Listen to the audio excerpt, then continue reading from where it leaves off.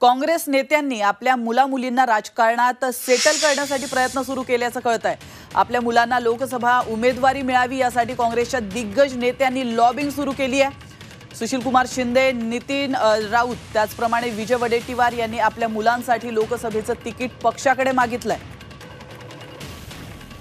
तर आपण पाहतोय या क्षणाची महत्त्वाची ब्रेकिंग न्यूज, राजकीय ब्रेकिंग न्यूज। काँग्रेस नेत्यांनी आपल्या मुलामुलींना राजकारणामध्ये सेटल करण्यासाठी प्रयत्न सुरू केलेले आहेत। आपल्या मुलांना लोकसभा उमेदवारी मिळावी यासाठी काँग्रेसच्या दिग्गज नेत्यांनी लॉबिंग सुरू केलेली आहे आणि याविषयी अधिक माहिती देण्यासाठी आपले प्रतिनिधी सागर कुलकर्णी आपल्या सोबत फोन लाईन वरून जोडले गेलेले आहेत। सागर, अतिशय महत्त्वाची अपडेट ती म्हणजे काँग्रेस नेत्यांनी आपल्या मुलामुलींना राजकारणामध्ये सेटल करण्यासाठी प्रयत्न सुरू केलेत, काय अधिक माहिती मिळते?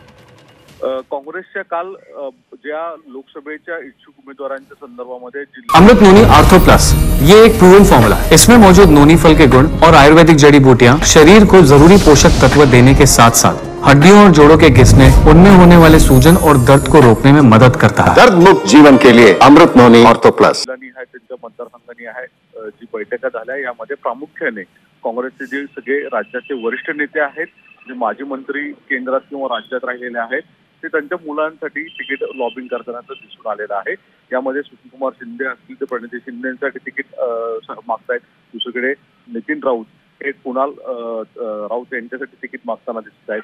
तर दुसरीकडे इतरही जे म्हणजे विजय वडेट्टीवार विरोधी पक्ष नेते देखील त्यांच्या मुलीसाठी चंद्रपूर या लोकसभा मतदारसंघातून उमेदवारी मागतायत। एकूण जर पाहिलं तर एका बाजूला पंतप्रधान नरेंद्र मोदी यांचा परिवारवादावर झालेली टीका आणि दुसरीकडे वास्तविकतेत काँग्रेसमधील सुद्धा अनेक दिग्गज नेते स्वतःच्या परिवारांमधील मुलगा मुलगी यांना राजकीय पुढे पॉलिटिकल सेट करण्याच्या दृष्टिकोनातून तिकीट मागताना दिसून येत आहेत। नक्कीच, धन्यवाद सागर, तुम्ही दिलेल्या महत्त्वपूर्ण माहितीबद्दल।